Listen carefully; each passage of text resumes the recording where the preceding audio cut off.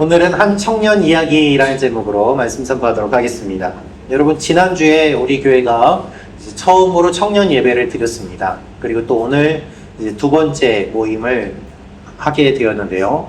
이렇게 청년부 예배가 시작될 수 있도록 기도하고 또 섬겨주신 여러분들께 진심으로 감사를 드립니다. 여러분, 청년은 교회의 새벽 이슬입니다. 시편 110편 3절 말씀은 다음과 같이 말하고 있습니다. 같이 읽겠습니다. 시작. 주의 권능의 날에 주의 백성이 거룩한 옷을 입고 즐거이 헌신하니 새벽 이슬 같은 주의 청년들이 주께 나오는도다. 아멘. 청년들이 교회에 나올 때 새벽 이슬같이 신선하고 활력 있고 교회의 생명이 불어넣어집니다. 그러나 동시에 여러분, 우리는 또한 청년을 바라볼 때 이 청년들의 현실과 상황을 잘 알 필요가 있습니다. 오늘날 청년들은 경제적인 어려움과 미래의 불확실성, 취업의 높은 벽에 막혀서 좌절하는 그와 같은 상황을 자주 경험하게 됩니다. 청년은 아름답지만 불안하고 높이 날아오를 수 있지만 깊은 절망 속에서 살아가기도 하는 존재입니다. 현실의 무게가 그들에게 다가와서 차마 꿈을 펼치지도 못하는 청년들이 있음을 우리는 알아야 하는 것이죠. 오늘 우리가 읽은 이 마태복음 19장의 이 사람도 근심을 가지고 예수님께 나왔습니다. 그는 근심이 해결되었을까요? 어떤 분은 이렇게 생각하실지도 모르겠습니다. 나는 청년과는 별로 관계가 없습니다. 나는 청년인 자녀가 있는 것도 아닙니다. 나는 자녀를 다 키웠습니다. 이 말씀이 나하고는 무슨 관계가 있습니까? 라고 말입니다. 아니요, 그렇지 않습니다. 하나님께서는 오늘 이 말씀을 통해서 우리 모두에게 필요한 말씀을 알려주십니다. 우리가 어떻게 신앙생활을 해야 되는지, 어떻게 공동체로 함께 해야 되는지를 알려주시는 것입니다. 오늘 말씀은 예수님께 나온 한 사람의 이야기입니다. 이 사람에게 예수님께서는 이렇게 말씀하십니다. 나를 따르라. 한번 따라해 주시면 좋겠습니다. 나를 따르라. 예, 이 예수님의 말씀을 우리가 마음에 새기면 좋겠습니다. 이 청년은 예수님께 나와서 질문합니다. 내가 무엇이 부족합니까? 라고 말입니다. 마태복음 19장 20절 말씀인데요. 먼저 16절을 같이 읽도록 하겠습니다. 시작. 어떤 사람이 주께 와서 이르되 선생님이여 내가 무슨 선한 일을 하여야 영생을 얻으리이까? 이 사람이 예수님께 와서 질문을 던진 것이 무슨 선한 일을 하여야 영생을 얻으리이까? 라는 질문이었습니다. 여러분, 청년의 특징이 무엇일까요? 청년의 특징이 바로 정의입니다. 청년의 특징은 선입니다. 청년들은 정의를 추구하고 선한 것을 따라갑니다. 자신의 이익을 따라 움직이는 것이 아니라 정의와 선을 이루기 위해서 열정을 품고 달려가는 청년들이 얼마나 많이 있습니까? 그런 청년들 때문에 지금까지 세상이 바뀌어 왔던 것이죠. 청년은 사회의 부정과 불의에 대해서 분노합니다. 잘못된 것에 민감하게 반응합니다. 공정하지 않은 것들, 그것에 분노합니다. 우리 모두 다 이런 시기를 보내지 않았습니까? 그런데 어느 날부터 우리는 그런 열정을 잃어버리고 현실과 타협하게 되고 선을 추구하기보다는 내가 지금 하루하루 먹고 사는 것에 급급해지는 모습이 우리의 모습이 되어버릴 때가 많이 있습니다. 예수님께서는 이 청년에게 생명을 얻으려면 계명을 다 지켜라 라고 말씀하십니다. 이 청년은 무엇이라고 대답할까요? 나는 다 지켰습니다. 무엇이 부족합니까? 라고 물어봅니다. 우리 20절 말씀 같이 읽겠습니다. 시작. 그 청년이 이르되 이 모든 것을 내가 지키었사온데. 여러분, 이렇게 대답할 수 있는 것도 대단하지 않습니까? 나는 다 지켰습니다. 그런데 무엇이 더 부족합니까? 라고 말이죠. 이 청년은요, 이 사회가 요구하는 규범과 종교가 요구하는 기준을 다 지키면서 살아온 사람입니다. 쉽게 말씀드리면 모범생으로 살아왔다는 것이죠. 그러나 그렇게 하였어도 중요한 것이 채워지지 않았음을 그가 경험하게 됩니다. 20절을 보면은 부족하다라는 말인데요. 이 말은 어떤 것에 결함을 느꼈다는 뜻입니다. 율법을 다 지켰지만 무엇인가 결함이 있는 것 같은 그런 생각이 들었기 때문에 그가 예수님을 찾아온 것입니다. 여러분, 오늘날 청년들도 그렇습니다. 오늘날 이 시대를 사는 청년들은요, 야성을 발휘하기가 매우 어려운 삶을 살아갑니다. 치열한 경쟁 사회 속에서 좋은 학점과 자격증과 스펙을 쌓으면서 지내옵니다. 문제를 일으키지 않고 부모님이 시키는 대로 세상이 요구하는 그 착한 일을 하느라 자신의 청춘을 다 바치면서 지내옵니다. 그러나 그것이 결국 자신들의 문제를 다 해결해 주지 못하는 것을 깨닫게 돼요. 무엇인가 부족하다는 것을 알게 돼요. 그래서 절망합니다. 시키는 대로 했는데 취직이 되지 않아요. 열심히 공부했는데 사회에 나와보니까 공부가 다가 아니라고 합니다. 좋은 학교를 나오느라고 힘썼는데 남은 것은 학자금 대출을 갚는 일뿐입니다. 그러나 취직이 되지 않아요. 왜 시키는 대로 했는데 이러한 결과가 나오는가? 그들은 사회를 향해서 분노하고 자기 자신을 향해서 절망하는 일들이 일어납니다. 그들의 마음속에 이런 질문이 있어요. 아직도 무엇이 부족합니까? 뭘 더 하라는 말입니까? 내가 이렇게 열심히 사는데 뭘 더 어떻게 해야 될까요? 겉으로는 완벽해 보이지만 내면에는 공허함이 있고 미래에 대한 불안이 있는 것이죠. 내가 이렇게 살아왔는데 왜 내 안에는 평안이 없고 행복이 없을까? 왜 내 인생은 이럴까? 이런 질문이 이 청년에게 있고 그리고 우리가 살고 있는 이 시대의 청년들에게도 있는 것입니다. 이 청년은 형식적인 종교와 종교인들을 혐오합니다. 그래서 기존의 종교 지도자들을 찾아가지 않습니다. 예수님을 찾아왔잖아요. 동시에 진리와 정의를 갈망합니다. 여러분, 그래서 요즘 청년들은 교회는 나오지 않지만 종교성은 점점 더 짙어진다는 그러한 연구 결과가 있습니다. 이런 청년들의 마음을 우리는 읽어야만 합니다. 교회는 이런 청년들을 향해서 요즘 청년들은 믿음이 없다, 열정이 없다라고 단죄해서는 안 됩니다. 오히려 내가 무엇을 해야지 영생을 얻겠습니까? 무엇이 부족합니까? 라고 물어보는 이 청년들을 향해서 그들의 정직성을 격려하고 인정하고 그리고 돌봐야 하는 것이죠. 여러분, 교회는요, 청년이 질문하는 곳이어야 됩니다. 정직하게 질문하고 정직하게 대답할 수 있는 거고. 청년들이 교회에서 질문하지 못하니까 요즘은 AI에 많이 물어봅니다. 엉뚱한 곳에 물어봅니다. 그래서 잘못된 길로 빠지는 경우들이 많이 있습니다. 무엇을 해야 되는지에 대한 질문, 영생에 대한 질문, 인생의 목적에 대한 질문이 있을 때 거기에서부터 주님을 만날 수 있는 계기가 생기게 되는 것이죠. 여러분의 자녀들이 그저 교회 출석을 잘한다고 해서 안심하지 마십시오. 여러분의 자녀들이 믿음이 있다고 생각하지 마십시오. 여러분의 자녀들이 어떤 질문을 던지느냐에 주목해서 보십시오. 그 질문이 지금 자녀들에게 갈급해하는 문제이기 때문입니다. 이 청년이 근심한 이유는 무엇일까요?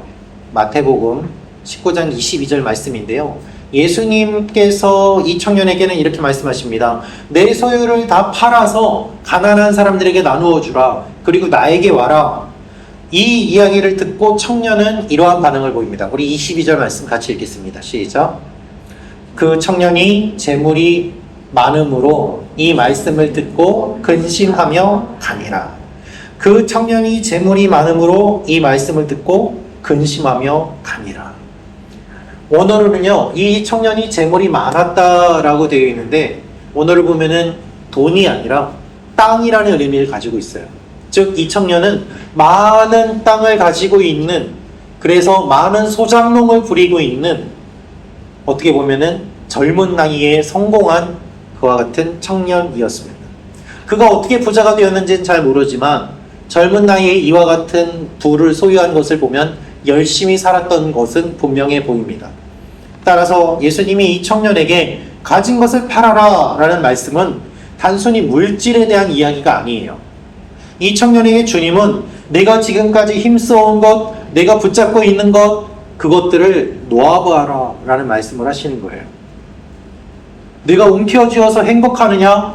아니다. 가난한 자들에게 그것을 나누어 줌으로 인하여서 그들이 행복해하는 모습을 보면서 네가 행복을 느끼게 되고 그들이 살아나는 모습을 보면서 너도 살아나게 된다.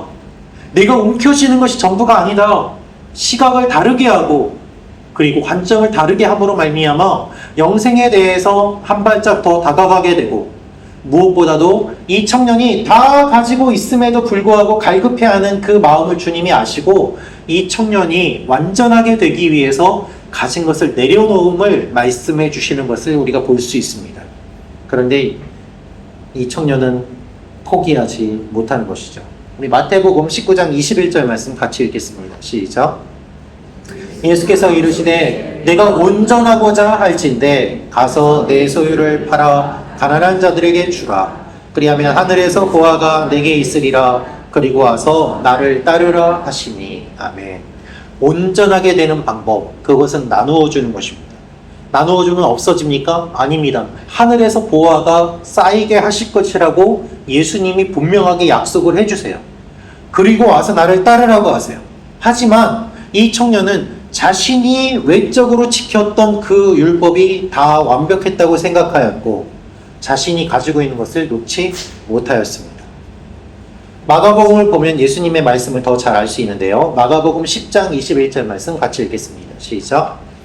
예수께서 그를 보시고 사랑하사 이르시되 내게 아직도 한 가지 부족한 것이 있으니 가서 내게 있는 것을 다 팔아 가난한 자들에게 주라. 그리하면 하늘에서 보화가 내게 있으리라. 그리고 와서 나를 따르라 하시니. 아멘. 예수님이 이 청년을 보시니까 너무나도 사랑스러운 청년이었어요. 예수님이 이 청년을 사랑하사 말씀하십니다. 나는 너를 사랑한다. 너는 나를 사랑하느냐? 아니 물질을 사랑하느냐? 내가 붙잡고 있는 것을 사랑하느냐? 그거를 놓아보면 너에게서 내가 보이게 되고 내가 너를 얼마나 사랑하는지 내가 알게 될 것이다. 주님은 그것을 원하셨어요. 주님은 그 사랑을 원하셨어요. 재물이 문제가 아니라 사랑을 주님이 말씀하신 것입니다. 여러분, 우리는요, 소중한 것, 중요한 것을 빼앗기지 않기 위해서 노력하고 근심합니다. 그렇다면 청년들의 소중한 것은 무엇일까요? 청년들은 이렇게 말합니다. 어른들은 우리가 겪는 불안을 모릅니다. 네, 잘 모르죠. 다 알 수 없습니다. 괜히 이야기해도 잘 듣지를 않습니다. 그래서 우리는 청년을 위해서 기도하고 섬기며 이해해야 합니다. 실패하고 넘어지는 것도 받아주어야 되고 기도해야 하는 것이죠. 2016년 7월 24일에 40대 목사님 한 분과 20대, 30대 청년 13명이 함께 청년이 행복한 교회라는 교회가 개척이 되었습니다. 이 교회의 이름도 청년들이 직접 지은 교회의 이름이었습니다. 이 목사님이 청년들과 친했고 청년들과 많은 관계가 있었기 때문에 청년들과 함께 교회를 개척해서 시작을 했는데요. 개척하면서 3대 원칙을 세웠다고 합니다. 청년이 주체인 교회, 청년이 목적인 교회, 청년이 일하는 교회. 그래서 청년들에게 권한도 주고 교회 구조를 수평적으로 만들고 예배도 어떻게 드릴 건지 청년들의 의견을 다 수렴하고 모임 시간도 청년들의 이야기를 다 들어서 조절을 하였습니다. 그렇게 개척된 교회가 3년 만에 문을 닫게 되었습니다. 그 여정을 담아서 청년이 행복한 교회 청산백서라는 백서를 이 목사님이 만드셨는데요. 청년이 중심이 되는 교회가 왜 문을 닫았을까요? 청년들이 말한 여러 이유를 백서에 적었는데 그 중에 몇 가지를 소개하면 다음과 같습니다. 한 청년은 이렇게 말했습니다. 목사님이 청년들에게 주체가 되라고 판을 만들어 주셨는데 우리는 주체가 된다는 것이 무슨 뜻인지 어떻게 해야 되는지 배워본 적이 없습니다. 부모님이 시키는 대로 살아왔기 때문입니다. 교회에서 시키는 대로 신앙생활하는 것이 답답하고 싫었는데 막상 우리가 원하는 자유를 얻으니까 뭘 해야 할지 몰랐습니다. 다른 청년은 이렇게 말했습니다. 청년들이 결정은 내렸지만 끝까지 책임지려고 하지는 않았습니다. 모임 시간은 정했지만 모임 시간에 제대로 오는 청년들이 없었습니다. 이러한 내용도 있었습니다. 신앙을 유지하는 것도 돈이 들었습니다. 생활비가 없어서 대출도 받고 아르바이트까지 하게 되었기에 한 달에 10,000원을 쓰는 것도 아쉬웠습니다. 교회 갈 교통비도 제게는 부담이 되었습니다. 이 교회를 목회했던 목사님은 이렇게 말했습니다. 수많은 실패 중에 가장 가벼운 실패였습니다. 우리의 실패를 통하여서 다른 분들이 많은 도전과 참고가 되면 좋겠습니다.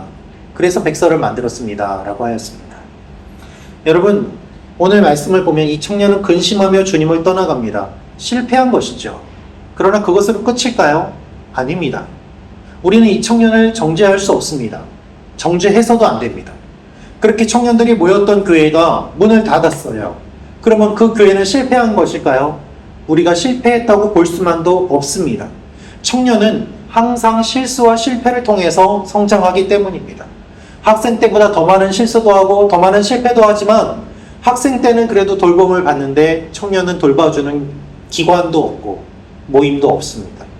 그렇기 때문에 힘듭니다. 하지만 그렇기에 청년인 것이죠. 청년만의 교회도 아니고 어른만의 교회도 아니라 함께 세워지는 교회가 되어야 되는 이유가 바로 이것입니다. 여러분, 우리는 어떻게 하면 좋을까요? 홍콩 한국 학생회 자료에 따르면은 지금 현재 올해 현재까지 홍콩에 와서 공부하고 있는 한국인 유학생 수가 3,800명이라고 합니다. 꽤 많은 숫자입니다. 저는 이 3,800명의 유학생들이 이 홍콩에서 주님을 다 만나는 일들이 일어나기를 기도합니다. 소망합니다. 우리 교회에 와서 주님을 만나는 일들이 일어나기를 기도합니다. 청년의 구원, 이들이 주님을 만나는 것은 청년 자신에게 있지 않습니다. 아, 내가 교회에 와서 내가 예수를 믿어야지, 자기들이 결단해서 되는 일이 아니에요.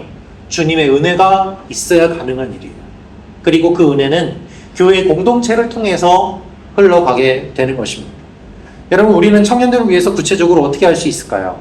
먼저 청년들에게 온전한 복음을 전해야만 합니다. 여러분, 청년들이 밥 먹으러, 친구 만나러, 모임하러 그런 프로그램 때문에 교회에 오는 것이 아닙니다. 그것은 하나의 계기는 될 수 있지만 목적이 될 수는 없어요. 청년들의 근본적인 목적은 무엇인가 하면 영생이에요. 어떻게 해야 영생을 얻겠습니까? 이 질문이 모든 청년들의 가슴속에 있습니다. 그래서 복음을 전해야 돼요. 예수 그리스도를 통하여 구원받는 이 복음이 청년들에게 무엇보다도 필요함을 우리가 기억해야 합니다. 그래서 식사 모임으로 시작하지만 결국에는 복음으로 연결되지 않으면 그것이 어떤 의미가 있는지를 생각해 볼 필요가 있는 것이죠. 두 번째로는 멘토가 필요합니다. 여러분, 특별히 홍콩에 와서 홀로 지내는 청년들, 낯선 땅에 와서 지내는 청년들은 먼저 이곳에서 살고 있는 어른들의 경험이 필요하고 돌봄이 필요하고 인도가 필요합니다. 그래서 함께 만나 기도하고 영적으로 교제하는 일들이 필요합니다.